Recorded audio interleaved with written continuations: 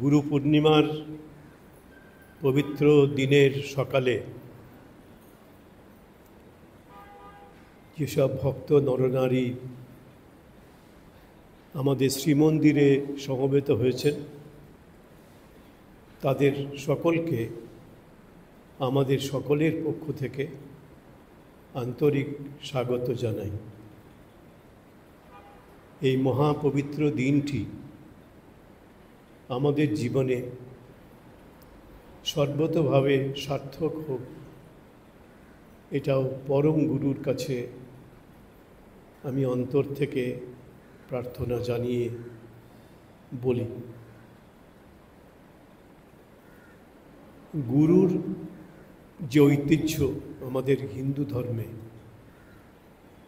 সেই ঐতিহ্যের সময়কাল আমরা ঠিক করতে পারিনি এখনো পর্যন্ত, ইতিহাস পারিনি। কারণ এই গুরুর প্রশস্তি, গুরুর বন্দনা, গুরুকে আমাদের জীবনে কেন প্রয়োজন, এই ভাবনা কবে থেকে আমাদের ধর্মে এসেছে আমরা কেউ বলতে পারব না। এ বিষয়ে ইতিহাস আমাদের কোনোভাবেই কোনো সাহায্য করতে পারে না। এইটুকু বলা যায়, যেদিন থেকে মানুষ ঈশ্বরকে ভেবেছে, ধর্মের চিন্তা করেছে এবং ভেবেছে যে আমার জীবনে ঈশ্বর অপরিহার্য, সেদিন থেকেই মানুষ সেই গুরুকে লাভ করার যিনি প্রধান মাধ্যম এবং একমাত্র মাধ্যম, সেই গুরুকেও ভেবেছে, চিন্তার মধ্যে এনেছে। সুতরাং গুরুর ভাবনা আমাদের ধর্মের যত বয়স, আমাদের ঐতিহ্যের যত বয়স, সেই বয়স আমাদের গুরু ভাবনারও। এই গুরুর একটি পরম্পরা আছে, বহু প্রাচীন এই গুরু পরম্পরা। আমাদের ঐতিহ্য অনুসারে আমরা বিশ্বাস করি যে আমাদের আদি, প্রধান এবং মূল শাস্ত্র হচ্ছে বেদ। বেদ 4টি আছে, আমরা সবাই জানি সে কথা: ঋক, সাম, যজু এবং অথর্ব। ঐতিহ্য অনুসারে আমাদের প্রথম গুরু হচ্ছেন ব্রহ্মা, আদি গুরু হচ্ছেন ব্রহ্মা। ঐতিহ্যে বলা হচ্ছে ব্রহ্মার 4টি মুখ আছে, 4টি হাত আছে। এই 4টি মুখে ব্রহ্মা কি করেন? তিনি সর্বত্র সবসময় সর্বদা বেদের আবৃত্তি করে চলেন। এবং বেদ হল ব্রহ্মার মুখে প্রথম উচ্চারিত ধ্বনি। গুরুর মুখে সেই বেদধ্বনি বা ঈশ্বরের বার্তা আমাদের জানতে হয়। আমাদের শাস্ত্র বলেছেন এক্ষেত্রে আর অন্য কোনো মাধ্যম বা অন্য কোনো পথ নেই, একমাত্র গুরুকে মাধ্যম করে, গুরুকে অবলম্বন করে আমাদের এই ঈশ্বর লাভের পথে অগ্রসর হতে হবে। এখন আমি পরম্পরার কথা বলছিলাম, গুরু পরম্পরা।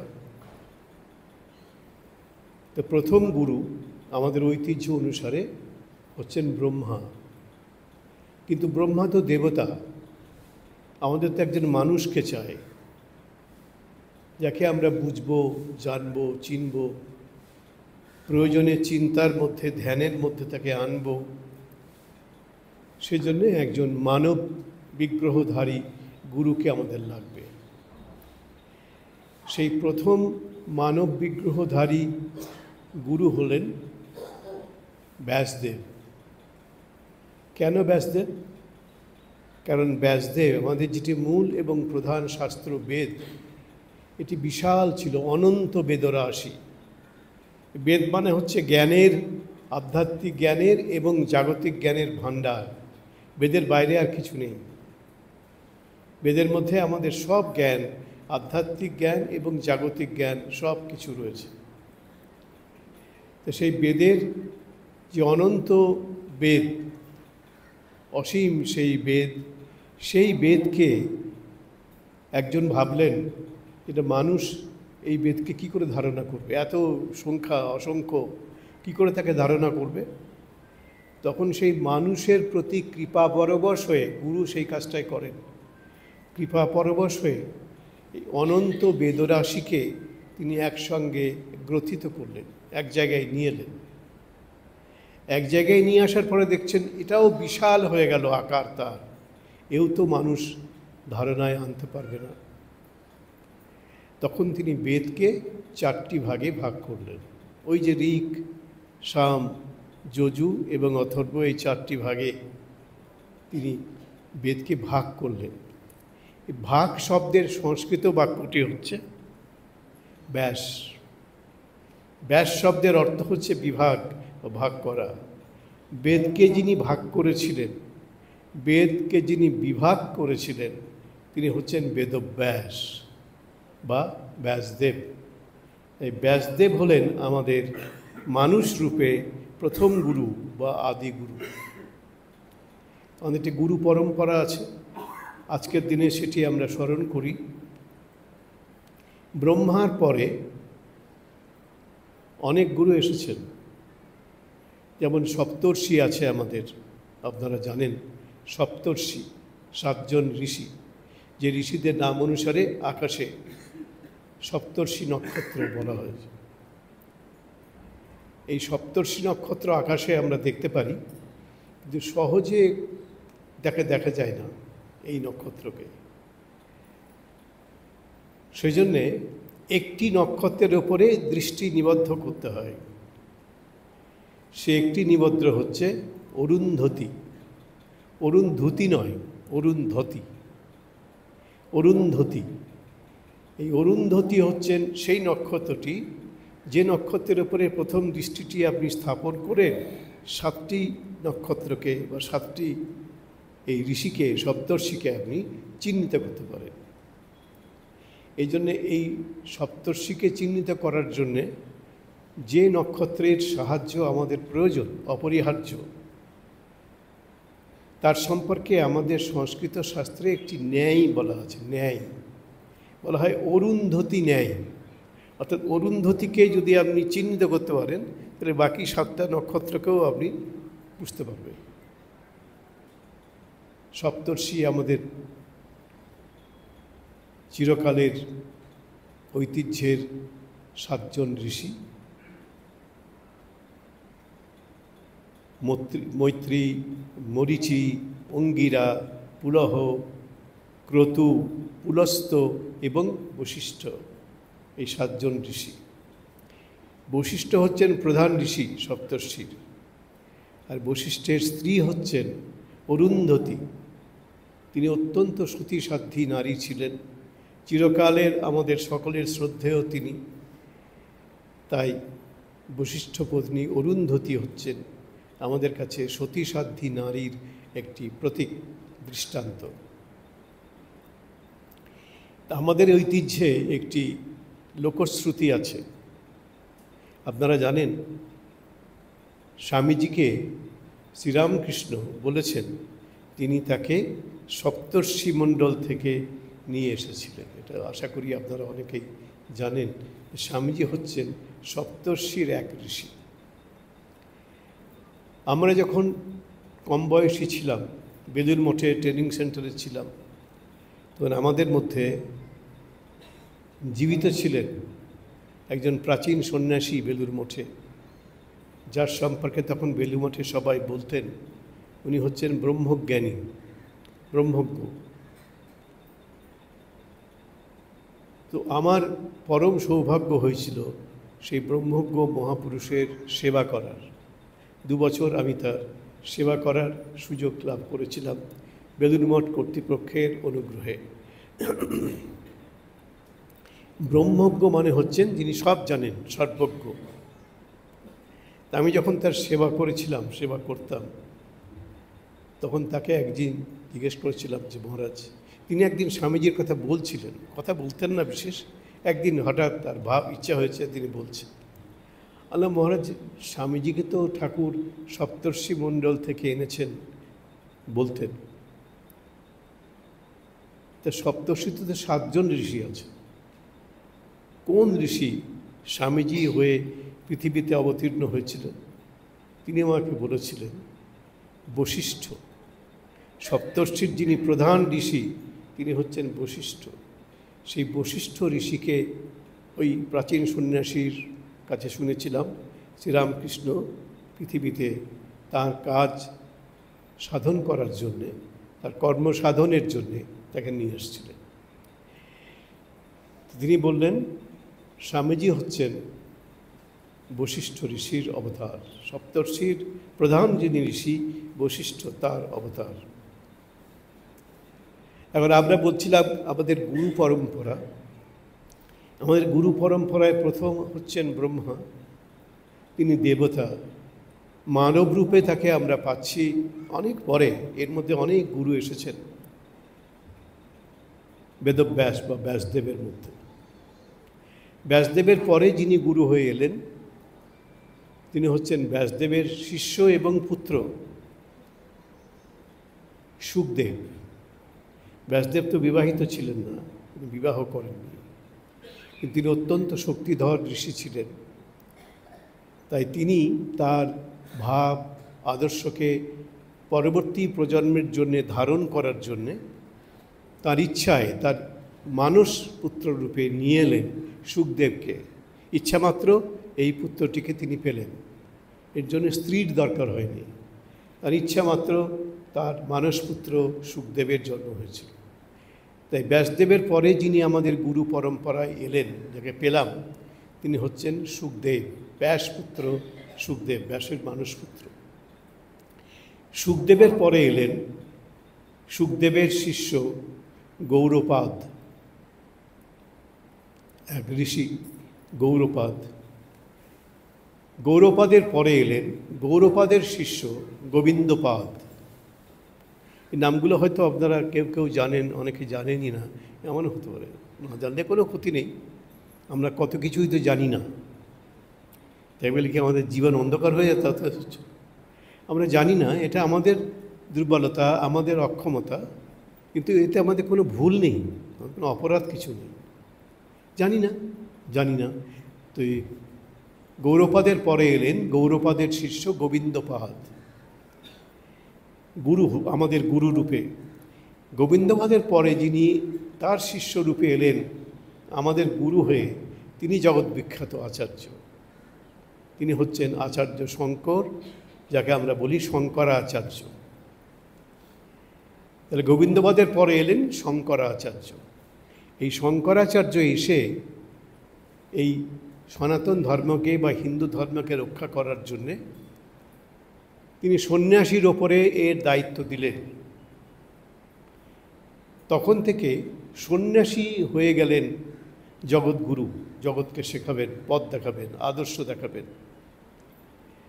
তিনি, তখন তো আমাদের একটাই দেশ ছিল, যে দেশের অন্তর্গত ছিল আমাদের আজকের বাংলাদেশ, সেই দেশটির নাম ভারতবর্ষ বা ভারত।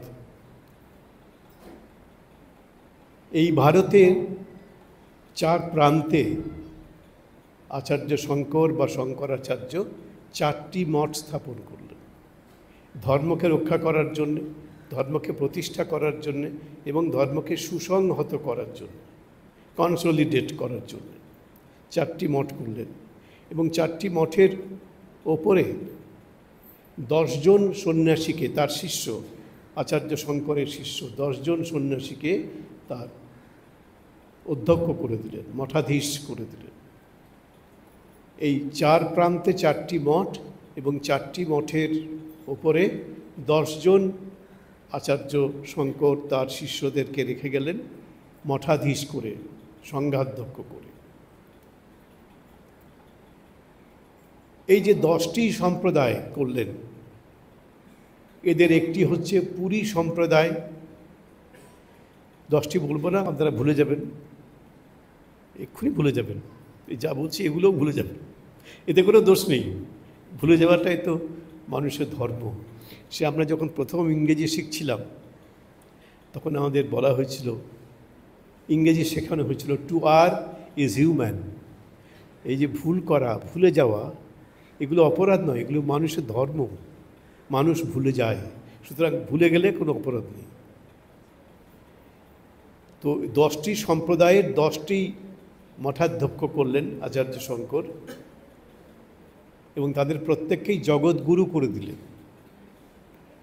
এই জন্য আজকে এই 10টি সম্প্রদায় যারা অধ্যক্ষ আছেন, এই 1200 বছর পরে শঙ্করাচার্যের, তাদেরকে আমরা এখনও বলি জগৎগুরু এবং শঙ্করাচার্য বলি। আমরা বিশ্বাস করি এরা সবাই আচার্য শঙ্করের উত্তরপুরুষ।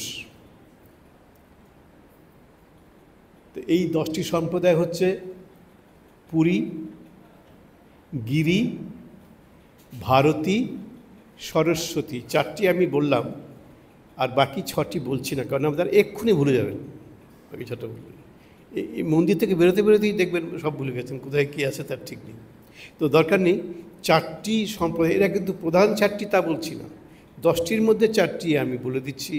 একটি হচ্ছে পুরী সম্প্রদায়, একটি হচ্ছে গিরি সম্প্রদায়, একটি হচ্ছে ভারতী সম্প্রদায়, একটি হচ্ছে সরস্বতী সম্প্রদায়। শঙ্করাচার্যের 1200 বছর পরে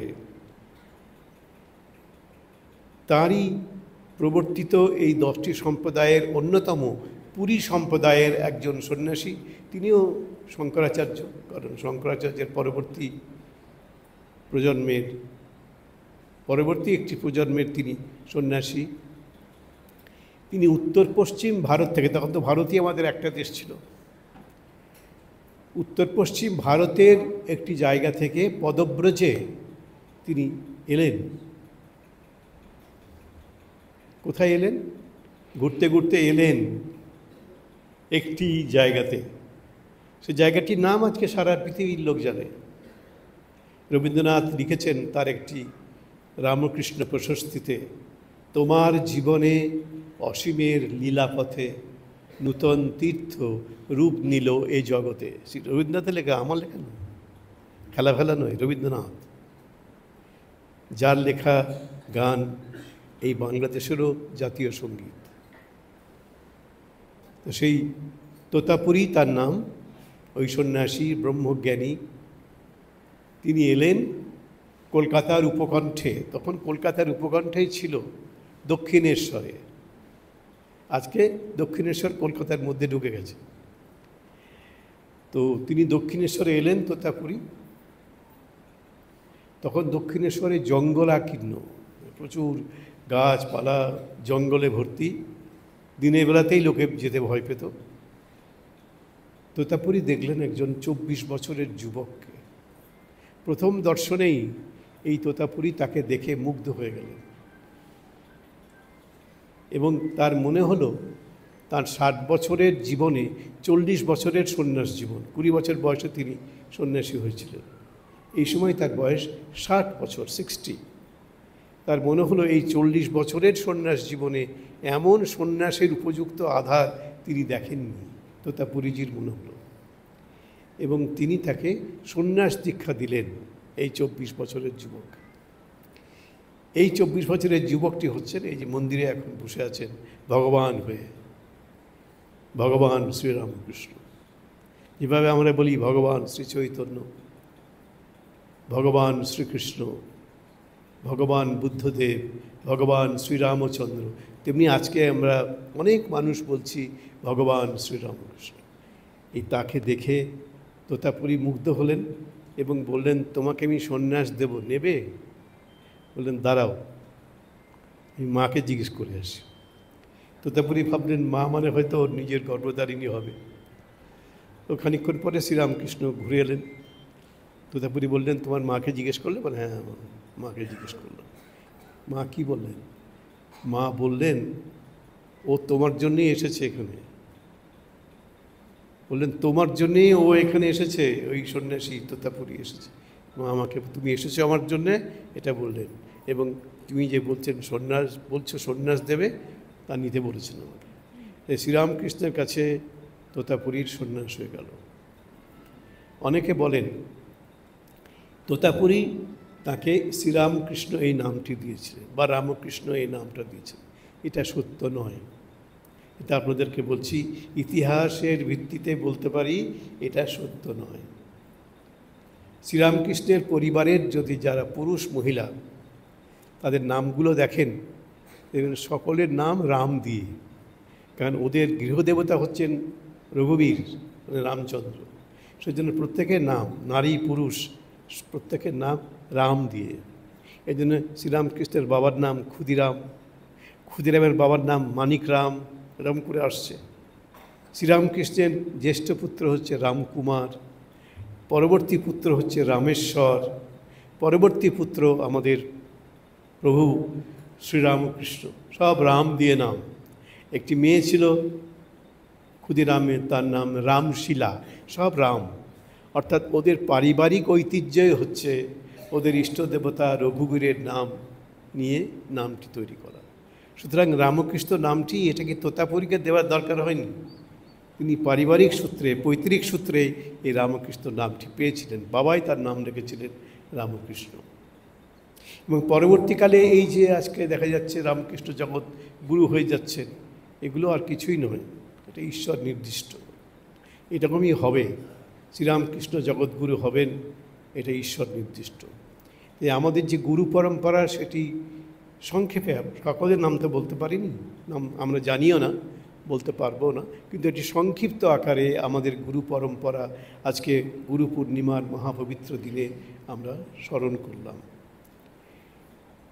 এখন এই যে গুরু পূর্ণিমা কথাটি আসছে, আষাঢ় মাসের পূর্ণিমা তিথিটি হচ্ছে গুরু পূর্ণিমা।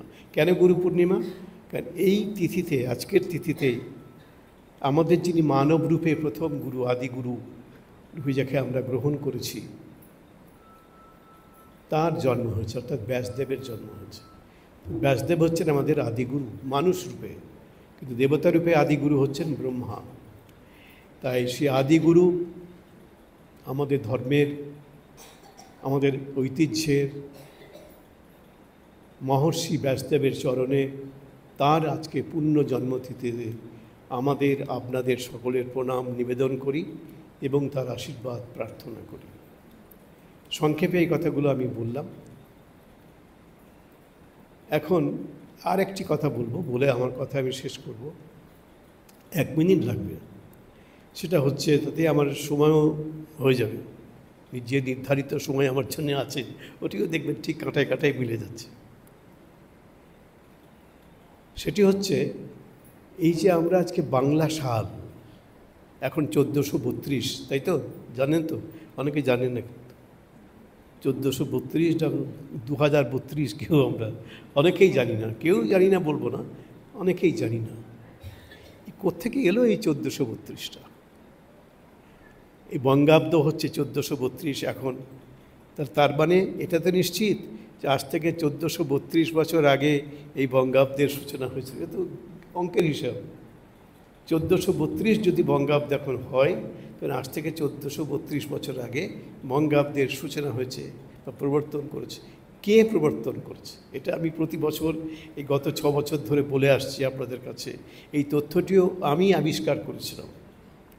উদ্বোধনের একটি সম্পাদকীয় লিখেছিলাম, তখন আমি উদ্বোধনের সম্পাদক ছিলাম, এবং সেটি বিশুদ্ধ সিদ্ধান্ত পঞ্জিকা, যে পঞ্জিকা আমরা অনুসরণ করে চলি, আরও অনেক প্রতিষ্ঠান অনুসরণ করে, সেই পঞ্জিকা এটিকে গ্রহণ করেছে। মানে আমার যে থিসিসটা এটা অ্যাকসেপ্ট করে নিয়েছে। এবং বিশুদ্ধ সিদ্ধান্ত পঞ্জিকাতে 1400 বঙ্গাব্দের পরের বঙ্গাব্দে, 1400 বঙ্গাব্দে আমি লিখেছিলাম উদ্বোধনে যে এই বঙ্গাব্দের উৎস কোথায়, কে এর প্রবর্তন করেছিলেন। তো তার পরের বছর বিশুদ্ধ সিদ্ধান্ত পঞ্জিকা আমার এই থিসিসটাকে অ্যাকসেপ্ট করে তাদের পঞ্জিকার মধ্যে প্রথমেই ছেপে দিয়েছিল, মুদ্রণ করেছিল, পুনর্মুদ্রণ বলতে পারি।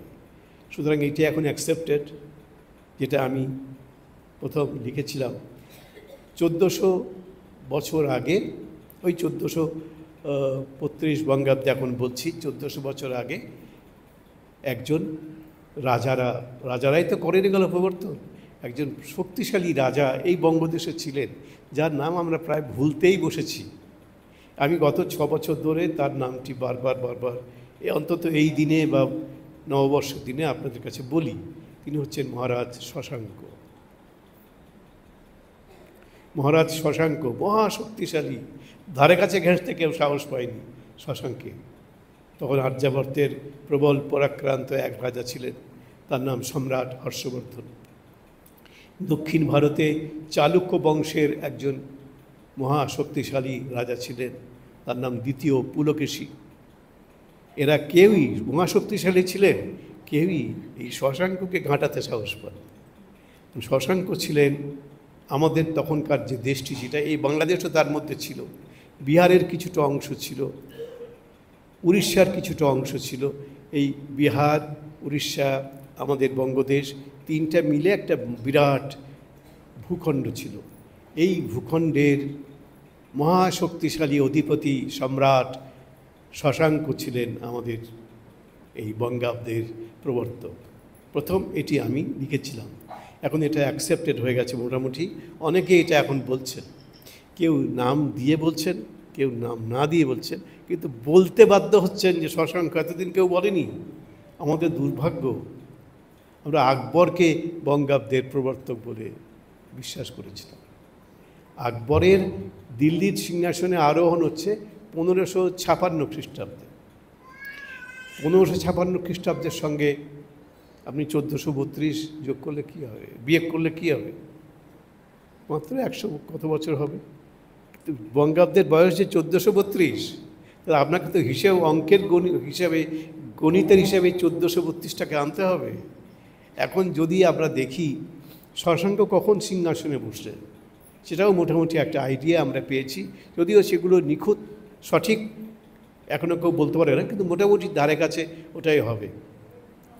শশাঙ্ক সিংহাসন আরোহণ করেছিলেন 590 খ্রিস্টাব্দের পরে। 590 খ্রিস্টাব্দের পরে, অর্থাৎ তার সিংহাসন আরোহণ শাসনকালকে তিনি অক্ষয় করে রাখার জন্যে একটি অব্দের পরিবর্তন, একটা সালের পরিবর্তন, এই প্রবর্তন করেছিলেন। সেই সালটি হচ্ছে বঙ্গাব্দ। এবং 590 খ্রিস্টাব্দের পরে যদি শশাঙ্ক সিংহাসনে বসেন, তখন এই রাজ্যটা হচ্ছিল গৌড়বঙ্গ।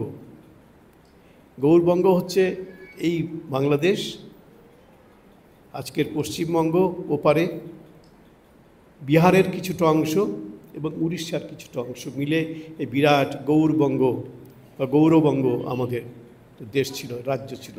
এবং কেউ তাকে ঘাঁটাতে সাহস পেত না, যতদিন শশাঙ্ক জীবিত ছিলেন।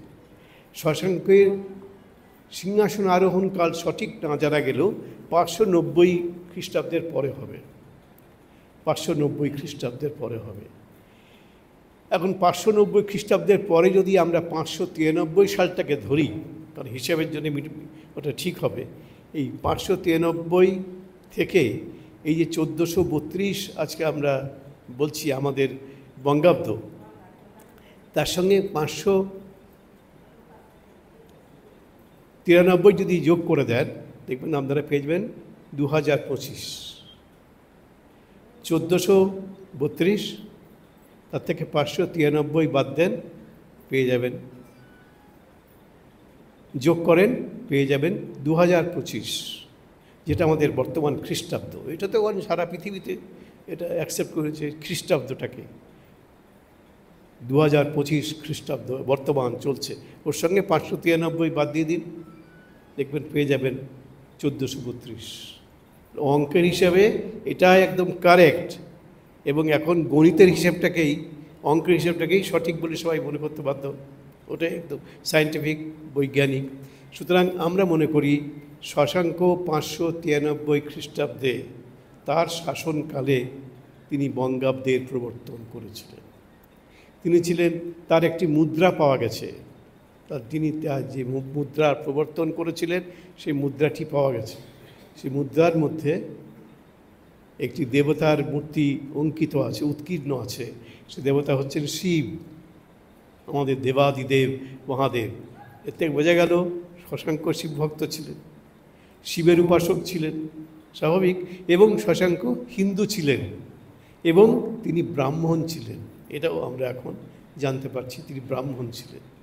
এবং তিনি এই যে 1401 খ্রিস্টাব্দ, 1400 খ্রিস্টাব্দ থেকে শুরু করছেন বঙ্গাব্দ, হিসেবেও মিলে যাচ্ছে, অঙ্কের হিসেবেও পেয়ে যাচ্ছি। এবং এই মুদ্রার মধ্যে একটি দেবমূর্তি আছে, এটি শিবের মূর্তি। কি করে শিবের মূর্তি বুঝলাম? কারণ তার পাশে আর একটি মূর্তি আছে, সেটি হচ্ছে ষাঁড়ের মূর্তি, বৃষভ। শিবের বাহন তো আপনারা জানেন ষাঁড়, বৃষভ বাহন শিব। সুতরাং শিব এবং তার ষাঁড় তার প্রবর্তিত মুদ্রার মধ্যে উৎকীর্ণ আছে।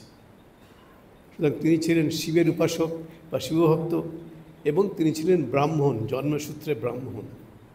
তার বাবাকে, বাবার নাম কি আমরা জানতে পারিনি, তবে বাবা গুপ্তরাজদের শেষের দিকে একজন মহা সামন্ত ছিলেন, কিংবা গুপ্তরাজদের একজন দুর্বল রাজা ছিলেন, তার নাম মহাসেনগুপ্ত, শশাঙ্কের পিতার নাম।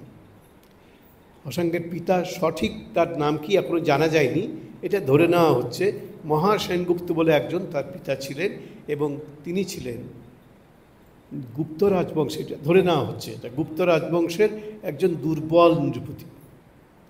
শশাঙ্ক ওই বংশ থেকেই তার উদ্ভব হয়েছে। শশাঙ্কের মায়ের নাম জানা যায়নি, তার স্ত্রী, তার নাম হচ্ছে বিজয়কীর্তি। এগুলো আপনারা জানেন না, এগুলো আমারই আবিষ্কার বলতে পারেন। শশাঙ্কের স্ত্রীর নাম হচ্ছে বিজয়কীর্তি। আর একটি নাম আছে, মানে অন্য একটি নাম আছে বিজয়মতী, আর একটি নাম আছে যশোমতী। যে কোনো একটি নাম তার ছিল, বা তিনটেই হয়তো তার নাম তিনি ব্যবহার করতেন। শশাঙ্কের একটি পুত্র ছিল, তার নাম মানব। শশাঙ্কের মৃত্যুর পরে যতদূর মনে হয় 637 কি 38 খ্রিস্টাব্দে মানব শশাঙ্কের পুত্র গৌড়বঙ্গের সিংহাসনে আরোহণ করেন। এবং এই মানব বেশি দিন রাজত্ব করতে পারেনি, তিনি তো বাবার মতো এরকম শক্তিশালী ছিলেন না। 8 মাস মাত্র তিনি সিংহাসনে ছিলেন, মাত্র 8 মাস, 8 মান্থস।